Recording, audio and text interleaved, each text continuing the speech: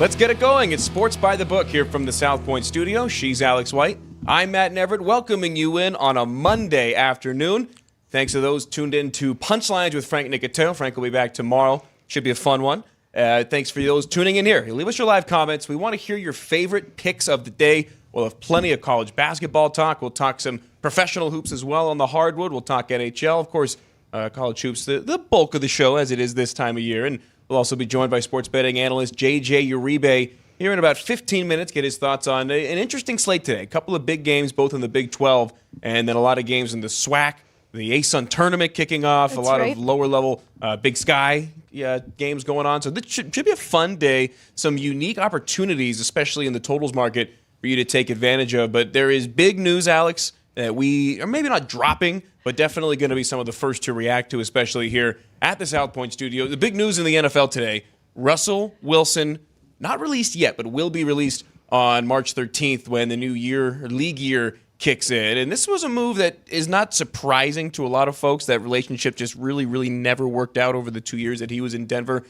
What is surprising is that the Broncos are just going to move on. $85 million cap hit, dead cap weight, the biggest dead cap hit in NFL history. And they're going to be able to spread it out over 2 years. But this year, Alex, they're only going to get something like $5 million in relief. So they are putting themselves in a really detrimental financial position just to get rid of Russell Wilson. Was that relationship that bad? It seemed like it. I mean, you could tell from the start. And they brought Sean Payton in. They thought that he could help get Russell Wilson back to what we saw in Seattle, but nothing was really clicking, and you even saw them have their little tiffs on the sideline, so it just wasn't working. I don't think Russell Wilson is done. I think a team will pick him up, but yeah, that is crazy. $85 million. And when I came into the studio when the news had just dropped, we were getting ready for the show today, I said to Alex, what are the odds that Russell Wilson is a Raider or a Steeler this upcoming season? You said minus money. I did. I think it's one of those two teams, definitely. I mean, that's the rumors that we've heard. I think he would work out well in either of those franchises. Yeah. They both need a quarterback. They both need a veteran.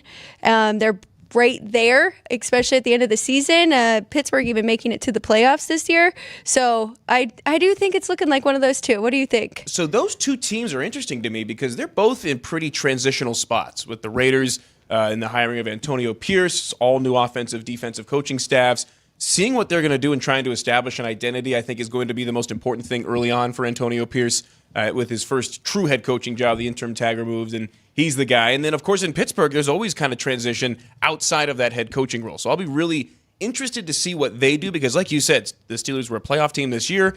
I think they're a little bit closer to being competitive in terms of a conference championship and a Super Bowl than the Raiders are. Have to be. But the financials certainly play into it, and a team like Pittsburgh loves their stability. I think wherever Russell Wilson goes, it's going to be just a one-year veteran minimum contract. So it's going to be kind of a Band-Aid, kind of a bridge. If you're the Raiders, it makes so much sense. He is a perfect guy for this Las Vegas team to be able to come in, give you a little bit of stability, whether or not it's, at that position. He's not going to go off and do anything crazy off the field, so you don't have to worry about, any character issues. I think that the Raiders make a lot of sense. Now, Luke Getsky is the new offensive coordinator at the Raiders, though. He came from Chicago. Yeah. So that's the other tough part, though. I can see Justin Fields coming here just as much. I can see that as well. One team that's been left out of all this that I think is interesting in the quarterback market in general, but should be a player for Russell Wilson, the Atlanta Falcons. Interesting. I could see them making a move for him. I think that his skill set would fit well in that offense if they go out and get one more downfield pass catcher. Oh, I don't know. Because he still has the cannon of an arm. Okay. And they have all the weapons. They have the weapons. They need a good quarterback there. And yeah, interesting. Bijan Robinson takes a little bit of pressure off him, a guy that you can bell cow it, if you will, turn it around and put it in his gut 30, 40 times a game if needed. But I think Russell Wilson is not what he used to be. And there's a lot of people that value him, especially in the betting market, as what he used to be. I'll be really interested to see how the Super Bowl and the divisions, as far as the odds move for the Broncos and whatever team he ends up signing with. But he's still a guy that can go out there and give you great value, throwing the ball down the field, limiting turnovers. And like I said, he's not a character issue guy. You never have to worry about anything off the field. I think for a team like the Raiders that could use a one-year guy like that, I think it makes a lot of sense. So in that sense, Raiders, Steelers, maybe even Atlanta, do you think that they would draft a quarterback or as early as they could, have him sit behind Russell Wilson, like you're saying, with that bridge of 1 year. Well, the other team, too, that's involved in the quarterback market in a similar realm is Washington. But Very they basically much. all but confirmed that they're going to get a signal caller in the draft, which I think for that franchise in particular makes sense. I agree. I'll be really interested to see how this move shakes up the draft trade market as far as trading up, trading it down. I've heard that the Vikings are looking to trade up. I've heard that Washington potentially even looking to trade down. I could see a team like the Chargers potentially trading up even from where they are. So I think that this move further complicates that trade market, if you will, because it's hard to bet the NFL draft, hard to think about the NFL draft. That's funny you say that. I was just going to ask, do you get involved in betting the NFL draft at all? I don't typically, but I've been around enough people that have. Absolutely. And nowadays, you take in enough content just on social media about it. It's really tough to bet until you know what teams are doing. For me, if I'm going to bet the draft, I'm going to wait until as close as possible to the draft. Absolutely. You may lose out on a number, but if I'm taking a certain player over under draft position, and then all of a sudden a team that needs that spot trades up or down, either way, it really, really complicates things. It's like in fantasy sports, when I play fantasy sports, I'd rather have my draft the night the season starts, like an hour before the first game, so that I can have all the information. The numbers, for me, not as important as the information and where teams are going to be picking as far as the draft is concerned. I'm not huge in betting the draft. Have you ever really ventured? No, and for me, the most interesting thing is how many quarterbacks will be in the first round or how many wide receivers. More like positions like that in certain rounds rather than certain players and where they are being drafted. Well, obviously, there's a lot of top-level quarterbacks, a lot of guys that probably will go in the top 10 this year. Yes. It's going to be teams trading up for quarterbacks, and that's always a scary proposition. We saw the Bears with Mitch Trubisky trade up to 2 and get burned there. Countless horror stories of teams trading up for quarterbacks, and I think we're going to see at least one of those this year. I don't know who it's going to be or what team or what player, but someone's going to get burned in drafting a quarterback that just should not have been drafted as high. I'm also seeing that this year's offensive line class is as good as there ever has been in the modern NFL draft, so that could move some numbers as well, because no one's betting on when an offensive lineman is going to go. It's all about the skill positions, the edge rushers, and guys like that. So this offensive line market complicates the draft betting market as well. Matt, there's nothing we need more in the NFL than offensive linemen and good ones, because we have had so many quarterback injuries and how many backup quarterbacks did we see last year? So let's go. Let's get those big men out there and drafted early. That's exciting. Yeah, 2023 was the year of the backup quarterback. And, as much as I like guys getting opportunities, shout out my guy Ben DiNucci, although I don't think he'll get the opportunity in Denver. I'd rather see high-level quarterback play than a good story of a guy getting a shot. That's right. Even the Joshua Dobbs was a fun story for a while. That was a fun one. But right now, the Broncos with Jarrett Stidham and Ben DiNucci on the roster at the quarterback position, something's got to give. Those aren't their guys going into the season. And you know what? I just have to bring it up because I saw Aiden O'Connell was at a UNLV Rebel game, right? And Officer Farva from Super Troopers. Right now he is looking to be the starter of the Raiders until they make a move and decide what they're going to do. And then in a similar spot, you got the Steelers with Mason Rudolph and Kenny Pickett, and they're deciding if one of those two should be the guy. I think that they've had enough opportunities. That's just, from my opinion. But it is interesting. The quarterback... The starting quarterbacks in the NFL right now are going to be so different than what actually starts the season. So it's going to be fun to watch the movement. Do you think Kenny Pickett should have another chance elsewhere, though? Or you think he's a good backup? I think he is a good backup. And I'm a little biased because I watched him plenty at Pitt. I got still my friends' family out in Pittsburgh. The Steelers drafted him because he was a good story. He was good enough for what they needed at the time. He was a good story. Pittsburgh kid. He was already in the facilities. He was Pitt and the Steelers share Heinz Field. Great story. The timing could not have been worse for that franchise, and they made the playoffs with him, playing some of the games. I think that it's going to be really interesting to see, again, Denver getting rid of Russell Wilson. I think, and you're in agreement, a Raider or a Steeler next year. I think so.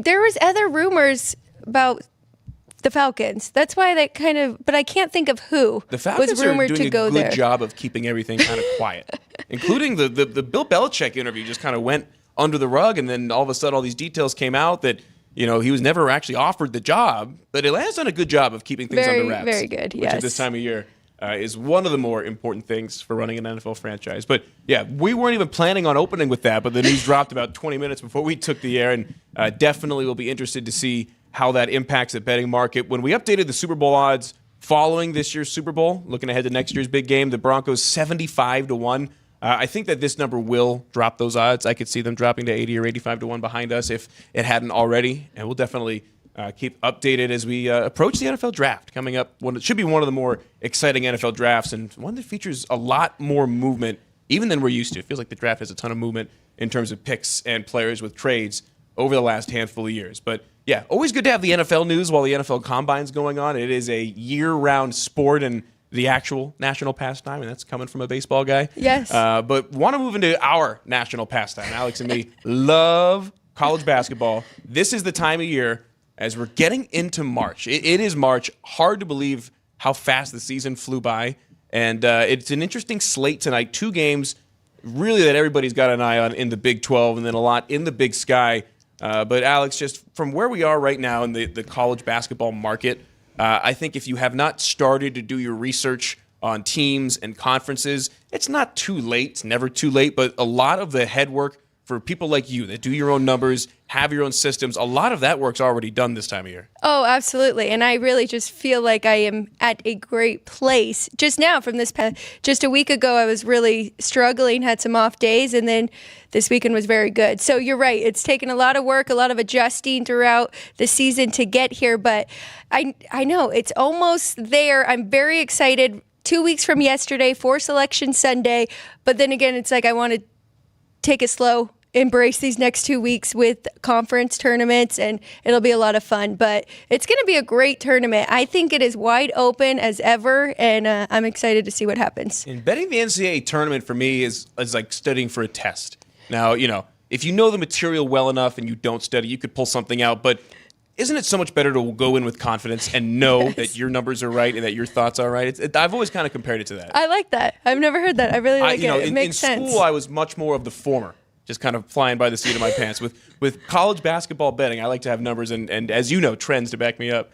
I was not. See, I was always a hardcore studier. I would rewrite my notes a million times to where I'd walk in there, and like you said, that would be the fun part. That would be the game, right? That's and the prepping is all the practice. So, see, and we both ended up here. So what does that tell you?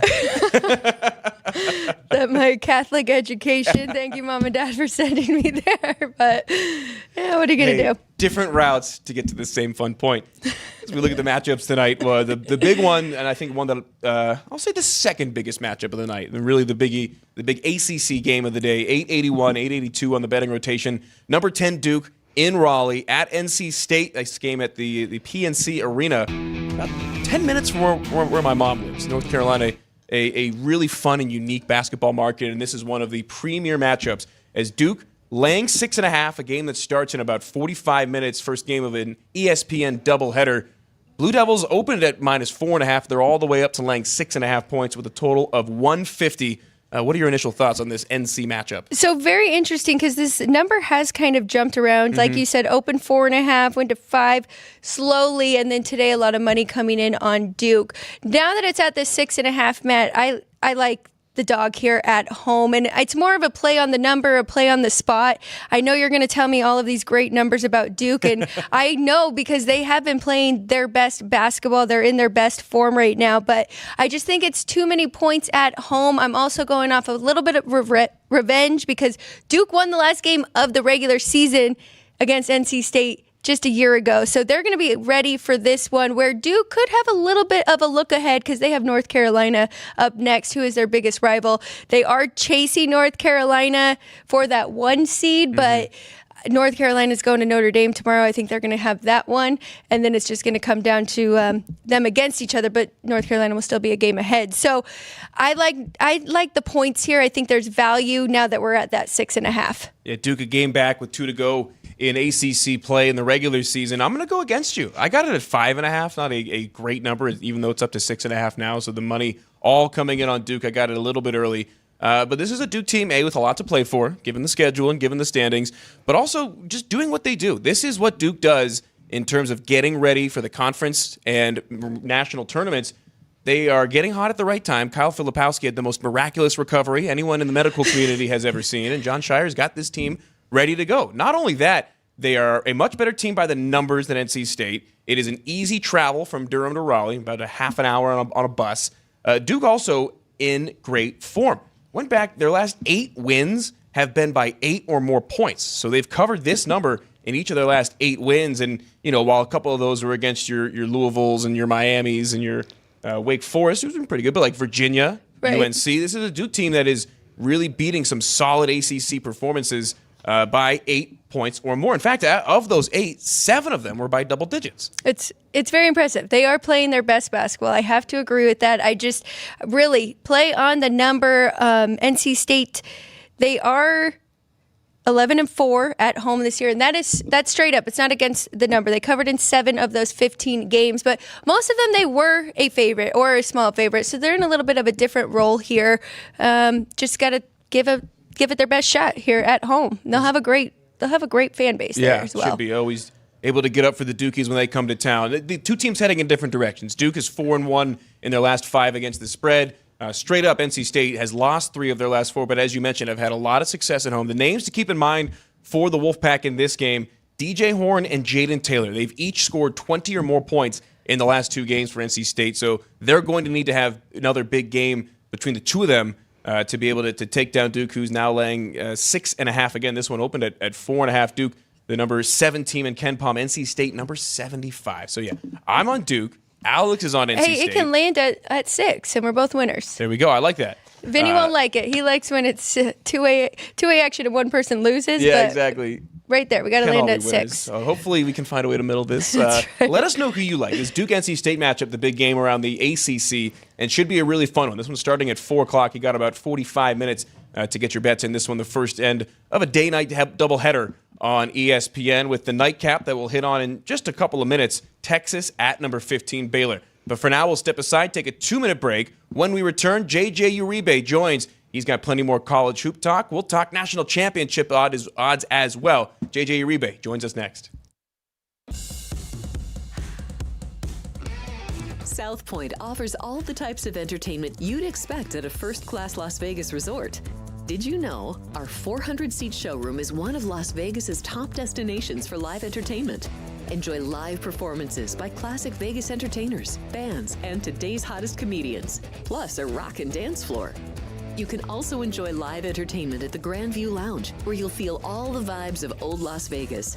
Enjoy the music, and if you love to laugh, don't miss The Dirty at 12:30, our very own free comedy show, every Friday night at 12:30 a.m. in the Grand View Lounge. The Dirty is 100% free, so arrive early. Go to southpointcasino.com or call the box office at 77136 for today's performances at the showroom and the Grand View Lounge. When you're ready for your favorite cocktail, stop in and unwind at one of our 7 specialty lounges. There's a bar around every corner, because you're in Vegas, baby. South Point Casino has plenty of attractions for the whole family. Catch a movie. Our 16-screen movie theater includes 2 XD Extreme screens for the ultimate in viewing, sound, and luxury. After the show, treat the family to a variety of treats at our old-fashioned ice cream parlor, Kate's Corner. We scoop up a variety of creamy concoctions, including smoothies, hand-dipped cones, milkshakes, malts, sodas, and sundaes. At Kate's, there's something for everyone. And if you've still got time to spare, our bowling center might be right up your alley. Voted Best of Las Vegas, it's a great place for friends and family fun. 64 lanes, a pro shop, snack bar, and arcade. And while the kids are bowling, you can play slots and sip on a drink in the Alley Cat Lounge while overlooking the lanes. For our more serious and professional bowlers, the South Point is also home to a separate tournament bowling plaza.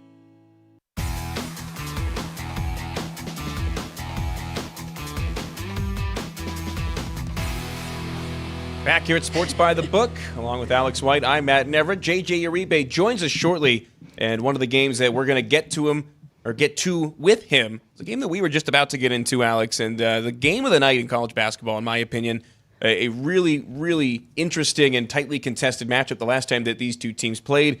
891, 892 in the betting rotation. Texas at number 15, Baylor. The Bears up to a 7-point favorite and a 146-point total. This is the nightcap of the day-night doubleheader on ESPN. This one starting at 6 o'clock here on the West Coast. When these two teams faced off earlier in the year, I think there's a lot of lessons that we can take from this game. It was a Texas 75-73 win in Austin. It was also played at 11 a.m. Is there anything that we can take from an 11 a.m. game that we can apply to this one in the penultimate matchup of the regular season? I think we're both on the same page here where we are looking for a lot of points in this one. I like the over. I think you're in agreement. And that 11 a.m. does make sense, right? They aren't used to playing that early in the morning, except for Saturdays, of course. But both these teams are very, very good offensive teams. I have Baylor top 10 and Texas top 23. So right there, top 25 in the country. And then defensively, they slip up a little bit. Baylor 71 and Texas 42. Those aren't KenPom numbers. Those are just like my rankings here for those two, but they're both very good at shooting, and they shot very well in that first game at 10 a.m. We were kind of going through those numbers, but both are shooting 36% from the arc in conference play. And then this is interesting how I was talking about their defense. Baylor in their last 10 games, teams have shot 42% from the field against them, and Texas 45%. So they've kind of let up a little bit on the defensive side of the ball. Baylor is coming off that big win over Texas, so that makes me think that they might come out a little bit slow defensively as well. But, yeah, I like this over, and I lean to that Texas side a little bit. I think 7 is a lot. But you brought up Texas winning that first game. It gives you some revenge for Baylor, and they are very good at home. So nothing concrete for me on the side, but I really like this over. I've got action. I got action in this one. So that keep in mind, that last one, 75-73. Both teams shot terribly in the second half after shooting pretty well in the first half. I like first half and full game over in this one. Now, you're going against two teams that are really, really slow, 222nd and 301st in tempo. So it's two teams that have to shoot well. I think they do. This is a Baylor team that has defended their brand new arena this year, just one home loss all season, this game in Waco. I'll tell you what, though, Alex, your numbers pretty dang close to what KenPom's got. Baylor 5th in offensive efficiency and 67th in defensive efficiency. You were what, 10 and 71? Yep. So within a couple of each. And then for Texas, 26th and 40th. 23rd and 42nd. So you were right on, yeah. So KenPom and Alex in agreement on a lot. That's a good feeling when a respected pundit and respected database like that is pretty close to your numbers. I mean, I use KenPom a lot as well, right? And industry standard. Right, industry standard. So it only makes sense, but have a little bit of a difference here and there. But for me, Baylor relies on so many different players to do so many different types of things for everything to work. They've got 6 players averaging in double digits. Incredible. I think for most college teams, if you've got 3 players averaging in double digits, you're doing something right as far as scoring. Baylor has 6. I thought you were saying it in a negative way at first. No, that's a positive. That is very good. Especially with overs on the mind, yeah. My other and number, going deep in the tournament, yeah, you want to have that depth. Yeah, so that win, Baylor over Kansas, 8-point victory over a top 10 team. Ray J. Dennis, a 19-point, 10-assist double-double. I think he has another big game against Texas. When these two teams faced off last time, Dylan Disu, who averages 17 points a game for the Longhorns, had 19 against Baylor. So I think that those are two guys that are going to have a big performance in this one. And I like two teams coming in hot, performing well to continue to score. So I'm on first half over 69. Last time these two played, the first half went 83 points total, way over that. Yes. And on the over on the game on 146. And you're leaning Texas, and you really like the over as well. I agree. I even have to look at that first half over because I think that's a great play not too. to put words in your mouth, but yeah, we're both on the over in this one here, and we'll see what our next guest, JJ Uribe, is on. We'll step aside in 2 minutes. JJ Uribe joins us here on Sports by the Book. South Point offers all the types of entertainment you'd expect at a first-class Las Vegas resort. Did you know our 400-seat showroom is one of Las Vegas's top destinations for live entertainment? Enjoy live performances by classic Vegas entertainers, bands, and today's hottest comedians, plus a rock and dance floor. You can also enjoy live entertainment at the Grand View Lounge, where you'll feel all the vibes of old Las Vegas. Enjoy the music, and if you love to laugh, don't miss The Dirty at 12:30, our very own free comedy show. Every Friday night at 12:30 a.m. in the Grand View Lounge. The Dirty is 100% free, so arrive early. Go to southpointcasino.com or call the box office at 77136 for today's performances at the showroom and the Grand View Lounge. When you're ready for your favorite cocktail, stop in and unwind at one of our 7 specialty lounges. There's a bar around every corner, because you're in Vegas, baby. South Point Casino has plenty of attractions for the whole family. Catch a movie. Our 16-screen movie theater includes 2 XD Extreme screens for the ultimate in viewing, sound, and luxury. After the show, treat the family to a variety of treats at our old-fashioned ice cream parlor, Kate's Corner. We scoop up a variety of creamy concoctions, including smoothies, hand-dipped cones, milkshakes, malts, sodas, and sundaes. At Kate's, there's something for everyone. And if you've still got time to spare, our bowling center might be right up your alley. Voted Best of Las Vegas, it's a great place for friends and family fun. 64 lanes, a pro shop, snack bar, and arcade.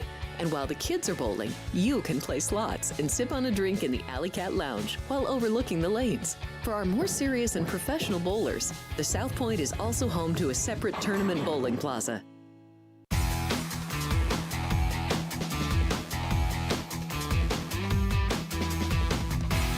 Along with Alex White, I'm Matt Everett here on Sports by the Book from the South Point studio. Now we're happy and honored to be joined by our next guest to talk some hoops from Sharp Money Pros. It's JJ Uribe. JJ, thanks for stopping by. It's the time of year where college basketball, really comes into the common vernacular. Everybody's talking about it over the water coolers at work. But for guys like us, for people that have been focusing on it all year round, what does this time right before the conference tournaments for basketball at the college level look like for you?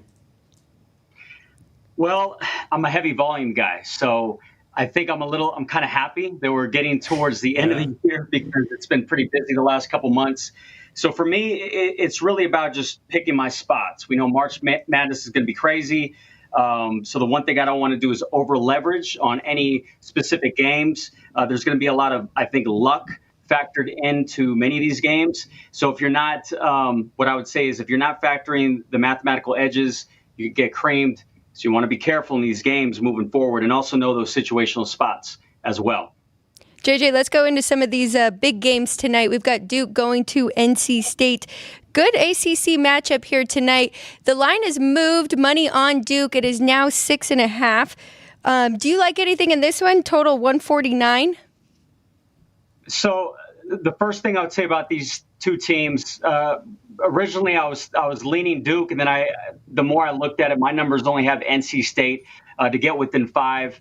So we're paying a little bit of a premium that I believe. I know the market has taken this line up. The way I was thinking is if this number gets to about a 7, I might put a little tiny position, maybe a half a unit play on NC State, or I'm going to stay away. I know there's a huge discrepancy in the power ratings, but NC State at home, I would have to believe is the right side. They have great defense from many aspects, great half-court style of play.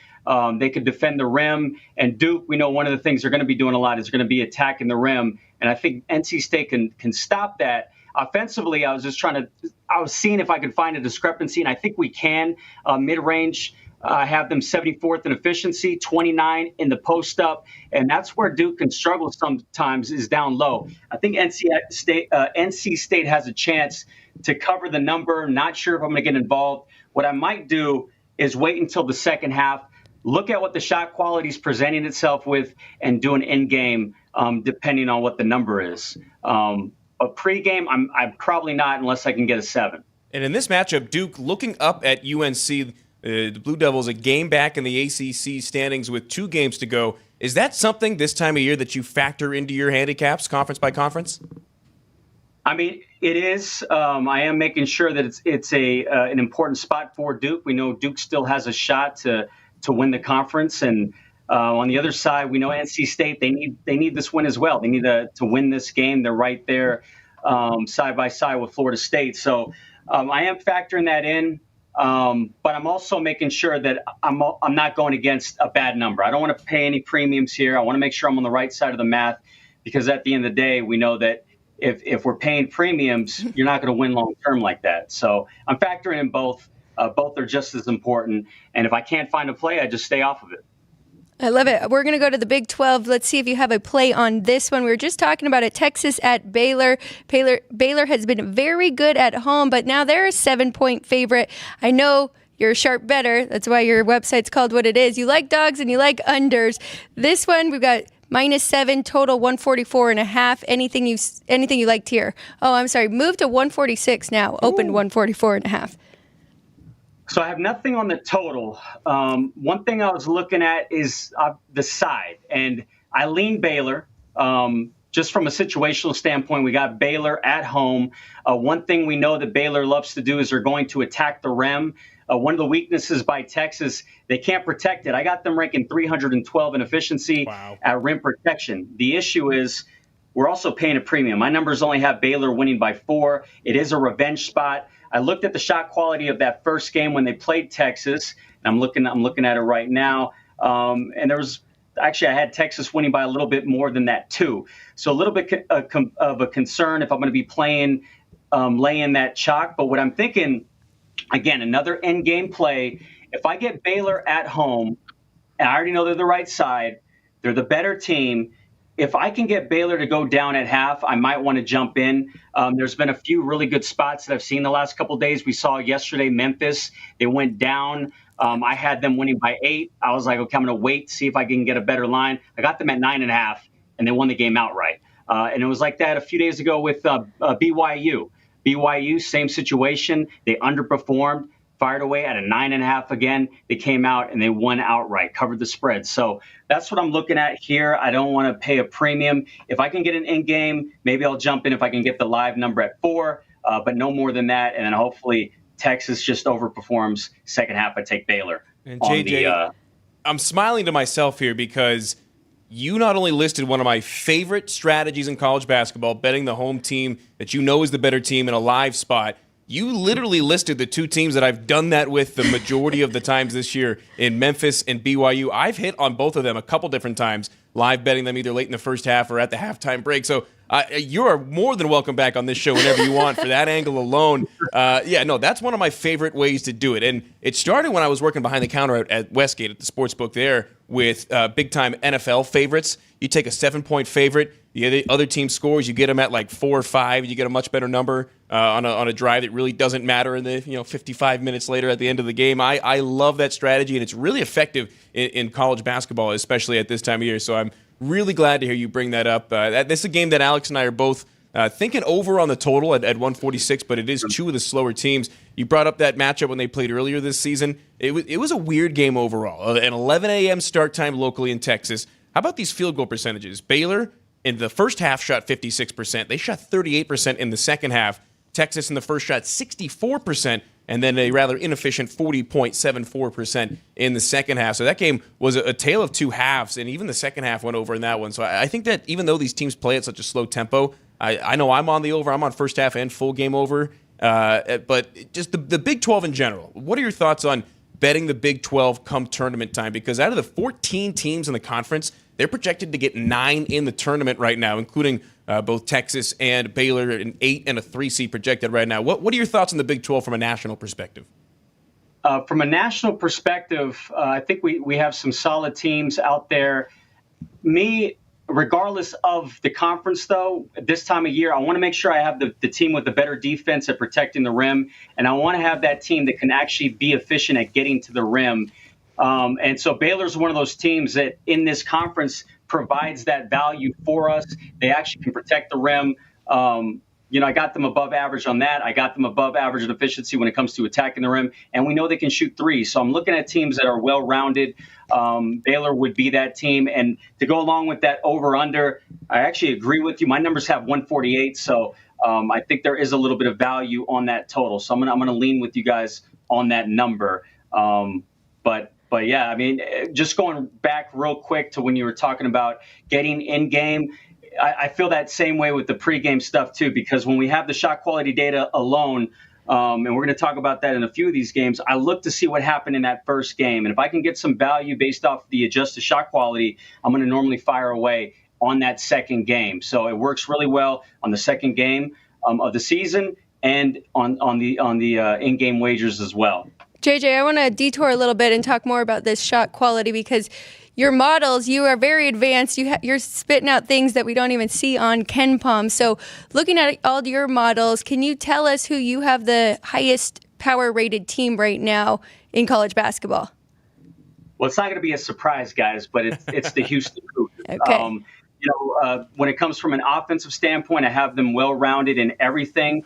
They spread out the ball. They're pretty much all of their frequency shots are split up. 33% of the time they can do They can shoot from the three. They can shoot at the mid-range. They can attack the rim. Not only that, they're outstanding at the pick and roll, and defensively, they're just top tier in every advanced metric. So Cougars would be the right side if I had gun to my head. I really do like the Houston Cougars this time of the year, and I love that slow tempo that they play with, especially on a neutral court. I think they can dictate tempo. I think that matters in these tournament games. Yeah, not only being able to dictate the tempo, but in a tournament run when you've got to play so many games in a short span of time, it protects some of your guys. They're a really deep team. They play great defense, and that tempo really just aids into whatever they're doing on both sides of the ball. And I really like what Kelvin Sampson has done in recruiting his types of guys. And this Houston team, even more so than in years past, where they were the sexy pick to win it all, are really flexing their muscle in terms of the top team. Just you don't have to give us too much detail, but a couple of the teams behind them, maybe your top 5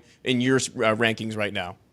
Okay, well, I'm going to give you some teams that I'm high on that probably you guys, it wouldn't be a big surprise, but I'm big on Tennessee. Yeah.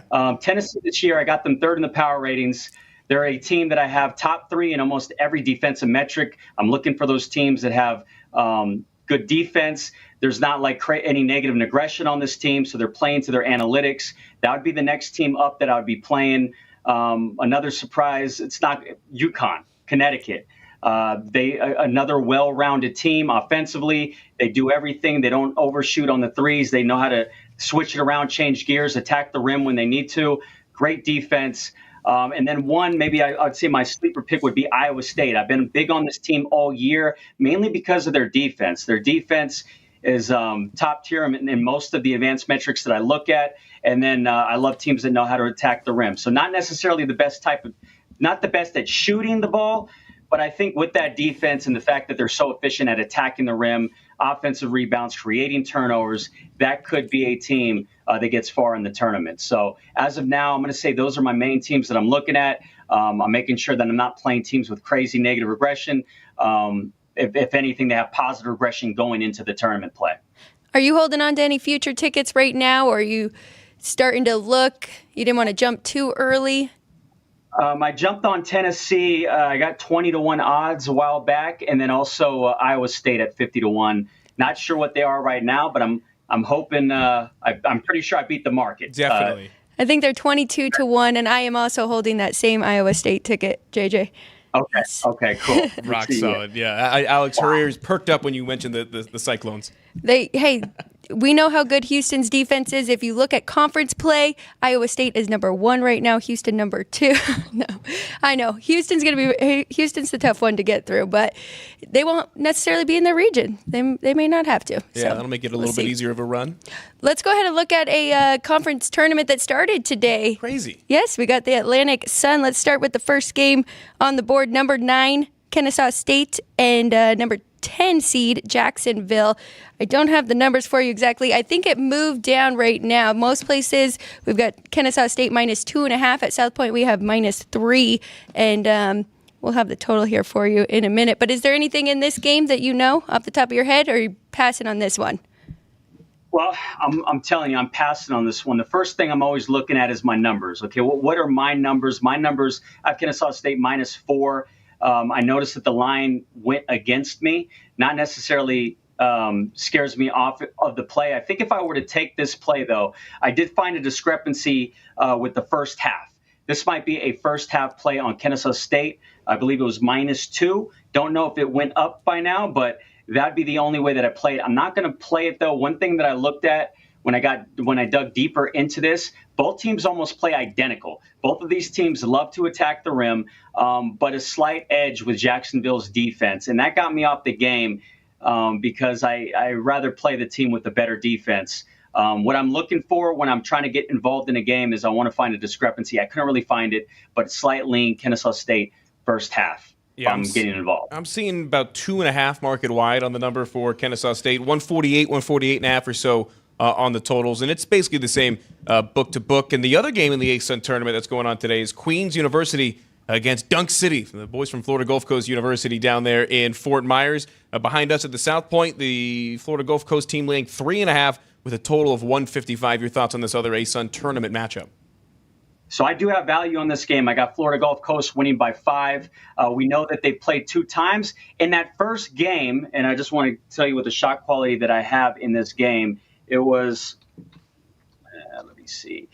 They lost by 3, 78-75. Actually, they actually underperformed. Queens overperformed, and that actually got me in the last game. So I played it on the revenge spot. Went off the first game shot quality scored. They covered the number, and I see nothing really fluky with that second game on the shot quality number. So I'm on Florida Gulf Coast in this game. I just believe they're going to get the job done. I got the better team. I think when you get to the third matchup, I want to have the better team with the value, and I just think they figured them out in that second game, and a little bit of edge as well. I know they're not playing at Fort Myers; they're playing, I believe, at Stetson, which is about 4 hours away from Fort Myers. But the only way I can play this is Florida Gulf Coast. I think they're going to dictate the tempo. We got one of the slowest tempo teams in college, Queens. I got them 9th, and I believe Ken Palms even has them quicker than that. So you got one fast-paced team, a slower tempo team. Oh, what was that, Alex? Yes, you are right. Ken Palm does have them at 7, I believe. 7. Okay, so I got them at 9. Ken Palm. So just around that area. Yeah. I got positive regression with Florida Gulf Coast. So this is a team that I like. I got them with the better offense, the better defense, and most importantly, overall, the metric value. I am on Florida Gulf Coast. I think the money line's cheap if you want to go the safer route. But if you also want to lay the points, you're getting a little bit of value there because I would lay it all the way up to 5. Crazy that we've got tournament games already in the A-Sun, getting it going nationwide. JJ, you want to get your thoughts on 2 more games quickly before we let you go. Morgan State catching 4.5 against North Carolina Central. This is a lower tier matchup on the numbers, 306-642, the number on the Bears of Morgan State. What is it that drew you to this matchup? First thing I noticed was the line movement. I saw this line get steamed up. Actually, at one point, I saw it at a 4.5. Actually, I want to verify that. Yeah, I saw this line at 4.5. The line's up to 8.5. My numbers are -8. So I'm paying now at this point. I'd be paying a premium. So what I was looking at is this could be some type of a free leg, a money line parlay. I don't do a whole lot of them, but I do it if the number got away. I might try to figure out another spot. But the first thing that I look at outside of the number is, does this team match up well against this team? And remember, we were talking about shot quality scores. I have NC State or NC Central. They should have won the first game. And I'm looking at that right now. I want to make sure I'm giving you guys the right numbers. North Carolina Central lost the first game by 6. And I have them. Actually, hold on. I'm sorry. Looking for that date, guys. Oh, the numbers are important. What? Let me see. And let me just make sure I got this. Oh, good. And correction. They did not win the first game, the shot quality score. The reason why I'm liking this game, though, is I still got the better team. It is a revenge spot. My math shows that they're the right side. They're expected to win this game by 8. And I am not finding the right game. It's all right. No, I do love getting a peek behind the curtain, kind of see how the sausage is made, because everybody has their different systems. Everybody has their different ways of organizing all their numbers and metrics for these games, especially in college basketball. Yeah, and when you're going down to the extra games. Definitely, yeah, these extra games. You said you got it? I got it, yeah, because I wrote it down as a true revenge spot. Okay. It is a true revenge spot. They should have won that first game by 8 points. They lost. The reason why North Carolina Central shot their worst of the season on the mid-range jumper. If we look at Morgan State's defense of efficiency, they're a team that ranks 173. So they're about average, but we know North Carolina Central underperformed in that first game. So this is where I want to take the better team on a game where they underperformed the first time, make those adjustments, and get them with the value. So I know the number got away from me.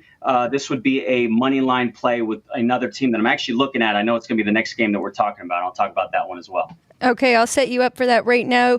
Betting number 306-643. We have Maryland Eastern Shore going to Norfolk State. Norfolk State, lane 11, total 134.5.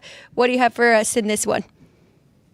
So Norfolk State, I have first half minus 6.5. You can still find a 6.5. I have them minus 12. This is one of those real revenge spots. I'm going to click out some of these windows too, because it is overwhelming me with too many things going on. Killing the battery. Yeah, I know. You should see how many windows I have up right now, too. Oh, yeah, I'm a mess on my end as well. I'm like, where's my stuff? All right. It is always tough when you get down to these extra games, especially this time of year when everybody's so focused on the big ones. Like tomorrow's going to be crazy schedule-wise, and we'll see how many games we got tomorrow. Jeff Parles will be back, by the way, tomorrow, so he'll have a lot of fun breaking that one down. So Norfolk State, they lost the first game against Eastern Shore. This is a real revenge spot. They should have won that first game. So now I'm getting this team at home, and I know that in the standings, they're right up there. This is an important game for them. I believe this is for first place, so this is a must-win. I'm getting mathematical value on this team in a game that they should have won the first time. So I got them first half. I got them full game. One thing about the team that they're playing, Maryland Eastern Shore, I think once they get ahead, they're going to be able to steamroll this team. They have no offense. Maryland Eastern Shore, I have bottom 10 in almost every advanced offensive metric. And once they get ahead, I just think they're going to steamroll them. I think we have you're fine if you want to lay them on the first half, full game, money line. Norfolk is probably one of my strongest plays of the day. It's not a pretty game, but it's a game that we can make money on. And that's why I am on Norfolk State Spartans today, guys. I like it. I'm a big I use revenge a lot. Yeah. Big player with revenge and using that, especially if the better team lost and has another chance there. Well, especially this time of year. Goes to show there is value literally top to bottom on the board day in and day out this time of year. Well, that'll do it for JJ. I appreciate you joining us, JJ. Really, really good insight on today's matchups and some of your macro takes on the college basketball landscape. We'll definitely have to have you on come tournament time. He's JJ Uribe at Sharp Money Pros on social media, sharpmoneypros.com as well. JJ, thanks for stopping by. I appreciate your time.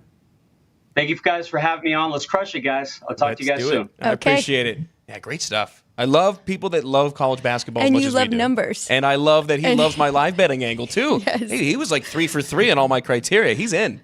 Oh, and he is punching those numbers, so he'll be great. He wants to come into studio, hang out with us, too, so Absolutely. We'll get him in here after conference tournaments or leading up to NCAA. Yeah, it's going to be a really fun couple of weeks here coming up on South Point Studios as we get into the conference tournaments next week all of a sudden. And then, believe it or not, we are 2 weeks away from the NCAA tournament. I can't believe it. Incredible. And it's a great build-up. We got a lot of tournaments starting this week, and then the big ones going into next week. So, a lot of fun. Sunday on the 17th. We are St. Patty's Day. We are less than 2 weeks away from Selection Sunday. Oh, man, that is going to be a rowdy Selection Sunday nationwide.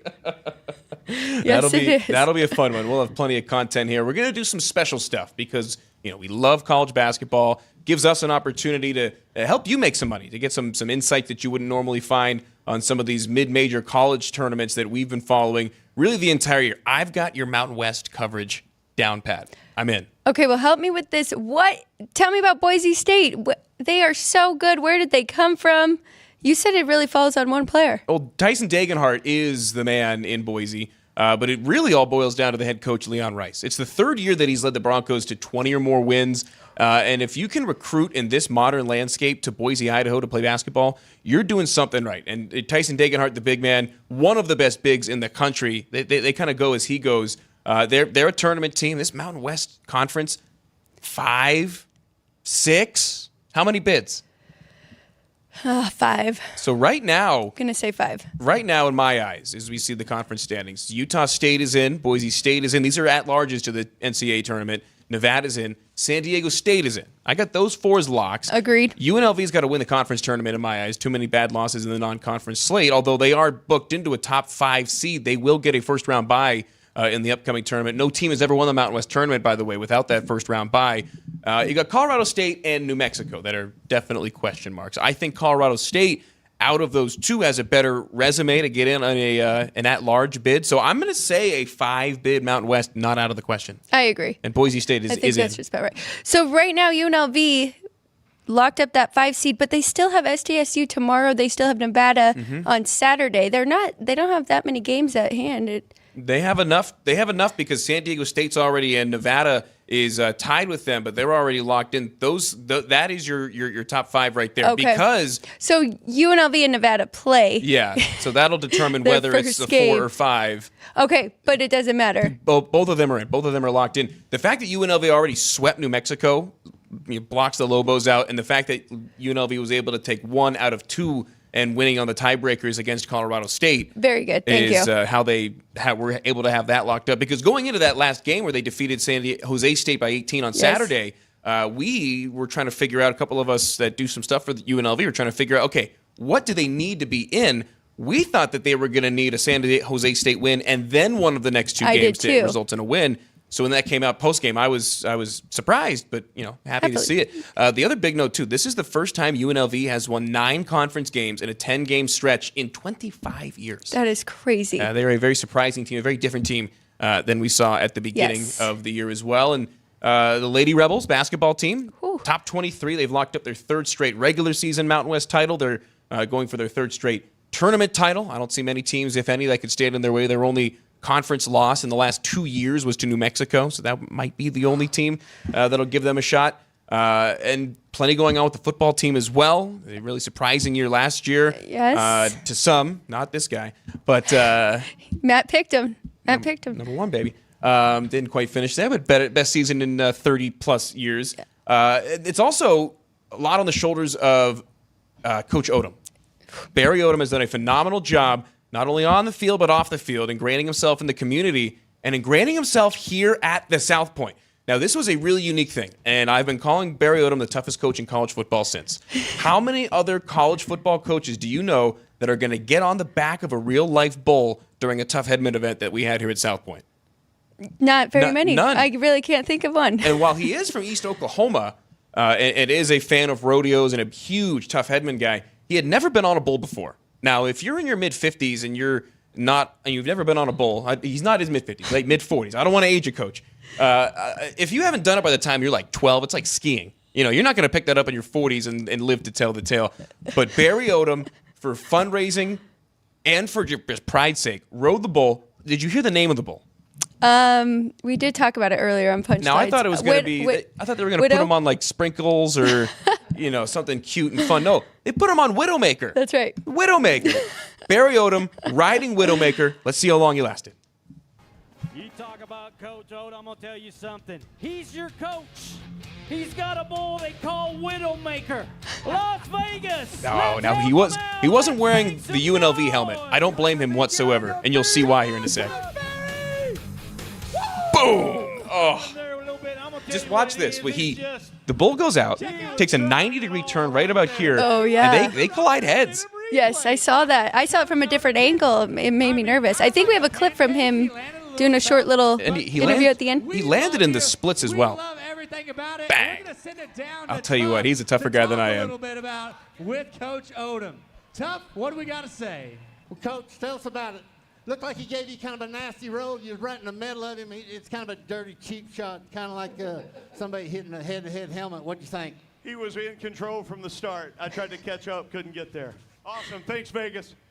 Wow. I'll tell you what, if that were me interviewed right after, it would sound like I just went 10 rounds with Mike Tyson. Seriously. Yeah, I wouldn't have anything to say. He was woozy getting up, so the fact that he was able to compose himself. I really thought they were going to have like the oldest bull possible, and they were just going to like walk him out. Put him on like old Bessie. Went for it. Yes, yes. That's what I envisioned here. Not an actual bull riding where he could be injured, but crazy. Good for him. He did great, and we love him here in Las Vegas. So he's the man. We hope he stays for a while. Like I said, toughest coach in college football. I don't think Chip Kelly's getting on there. We're not getting Bill O'Brien on a bull. So yeah, maybe the El Paso coach that UTEP maybe? UTEP that really gets their fans going. He's a nut job. Well, he like paints his chest and runs around. I forget his name, but I've seen the videos. Frank loves him. That's Frank's new favorite coach. So does that surprise you one bit? Yes. No, he's a lot of fun. He's doing his part. He's like Frank in football coach form. Yeah, which is a terrifying proposition. We'll close the show out as we transition back to the hardwood, but to the professional ranks in the NBA. There's a big slate today. My question for you, Alex, 6 games, every home team is a favorite. Is there any one home favorite that you like more so than any of the others today? I would have to go with the Milwaukee Bucks. I mean, the Clippers are coming off a win over Minnesota. They won last night, which the Timberwolves have been their toughest competition, right? We worried that they wouldn't be able to stack up with them height-wise and defensively. I mean, Minnesota is by far the best team right now in the league. But we talked about this off-air, playing against the Timberwolves and then on back-to-back nights going to Milwaukee to play the Bucks. It's a very tough spot. So, yeah, I like Milwaukee in this one. Big line move, though. I might have to look into that. What's it at now? Somebody must be out for Milwaukee, so let's check What's the number at right now? I see -1.5 up there. Oh, man, because I'm seeing like 5.5 from earlier today. So, yeah, that's a huge move. That is the marquee game of the night around the NBA. The Clippers on that back end of the back-to-back. They're one of 3 teams in the back-to-backs. Yeah, it's completely flipped. The Clippers are the favorite, so... Wow. I need to check. Giannis might be out, or... Let's see, I've got the injury report up here. Yeah, let's check it out. About an hour ago, if I could scroll fast enough, Milwaukee, Livingston out, Beauchamp out, Middleton out, Giannis day-to-day, questionable with Achilles tendonitis. So, okay. Yeah, that's the Giannis movement there. So thank you, Andrew, because you were on it. I thought that the Bucks were still the favorite by 4. So it's flipped now? So when I saw that 1.5, I'm like, okay, wait, we got to check the injury report. And now it's even flipped. Wow. So yeah, keep an eye on the injury report before you bet that one. That starts all NBA, right? Yeah, really. That's the main thing. You have to. The other matchup that I really got my eye on features another team on the second end of a back-to-back, and a tough second end of a back-to-back for the OKC Thunder as they travel to, what are they calling the Staples Center nowadays? Crypto. It's still crypto? I thought so. Even though SBF's in jail.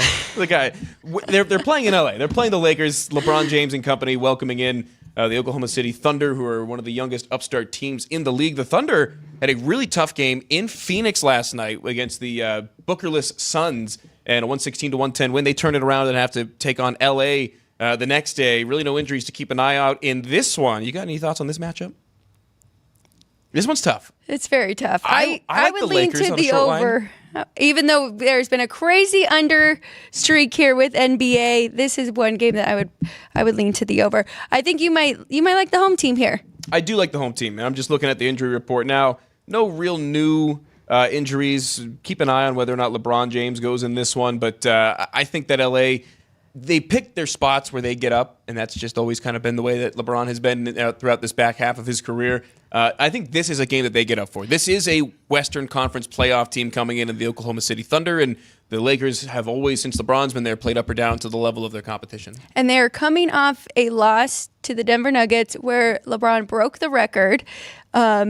In a loss. He hates that. Yeah. So you're right. He probably is going to be ready for this one. I'm impressed. I watched that game last night with the Thunder and Phoenix, and I was very impressed by this young team because you say it was a tough one, but they made it look very effortless because I think they are a very young team, right? And I know there was no Devin Booker, but they made it look easy. They came down from a deficit there, won in the fourth quarter, took care of business. But I agree with you. I think Lakers pick their spot. This would be a good one for. I will say the Thunder more so than a lot of other teams, and I think it has to do with the fact that they are so young and kind of moldable and coachable. They've seemed to have bought into the team mentality more so than a lot of other teams in the NBA, especially those that have older players, some big salaries. This OKC team really more of a team than a lot of these other squads that we've seen just because they're young. They've got some real talent. All of a sudden, when they started kind of running a system around some of these young guys that they brought in and drafted and are developing, lo and behold, they started having some really, really good results against some of these older teams. So I think that could play into the factor tonight. Not a huge, position for me, but I like the Lakers. I haven't bet it yet. We got time. This game starts at 7:40 here on the West Coast. But, I just don't know. It's tough to bet on the Lakers this time of year. I did make one bet on the Atlantic Sun in one game. What do we got? The A-Sun tournament, baby. We got conference tournaments. So I did take Jacksonville plus the points here. I was happy when JJ said that his numbers lean to Kennesaw State, but he was going to stay off of it. We have double revenge here. Kennesaw State won the first 2 games against Jacksonville. I grabbed 3.5. It's moved down quite a bit. I don't know if there's as much value here at 2, but I mean, Kennesaw State is 2-9 in their last 11 games. They have not been playing well. So I think it's a good time to jump on Jacksonville State, who is the best defense in this conference. They're also the best offensive rebound percentage, which I know that you love that as well as me. Neither are great 3-point shooters, and JJ mentioned that too, but that's okay because they are very similar and have similar styles, but I thought there was value grabbing the points here. And it's hard to beat a team 3 times in a season. We see it on the gridiron in college, and it applies as well on the hardwood. You got one play on the ice in the NHL? Okay, I'll before go. We get out of here? I do. I have Toronto Maple Leafs. This is a great game. They're hosting the Boston Bruins. It's a short price for the Maple Leafs, who are playing much better than Boston has as of late. So Boston's already beat them twice too. So I got double revenge. Double revenge. That's right for both of my plays today. But we've got Boston, who is 4-9 in February since All-Star break, and then Toronto, they are 10-3. So I think that that's the right side. The best game though, look out for Florida at New York Rangers, because those are the 2 best in the Eastern Conference right now. Kind of rooting for the Rangers at home. Get it done. I mean, Florida looks unstoppable right now, though, so we'll see. That game at Madison Square Garden later tonight. So we're looking for overs in Texas and Baylor. I'm on first half and full game. Alex likes full game as well. She's on NC State. I'm on Duke. So we'll see him in the big matchups. Duke wins by 6. Everybody's happy. We'll get the perfect middle because I got 5.5. So here's to Duke in a, I'll say, 85-79 victory. There we go. That would be lovely for all parties involved. A big thanks to our guest, JJ Uribe, for stopping by and handicapping some of the best college matchups for the day. Big thanks to those behind the counter, Jerry, Andrew, and Ann, our 3-man crew behind the counter. Jeff Parles returns to this seat tomorrow for Sports by the Book. Alex White will be here. Danny Burke joins as well. Don't miss it, 3 to 4 here at the South Point studio. For everybody mentioned previously, I'm Matt Neverett saying thanks so much for tuning in, and so long.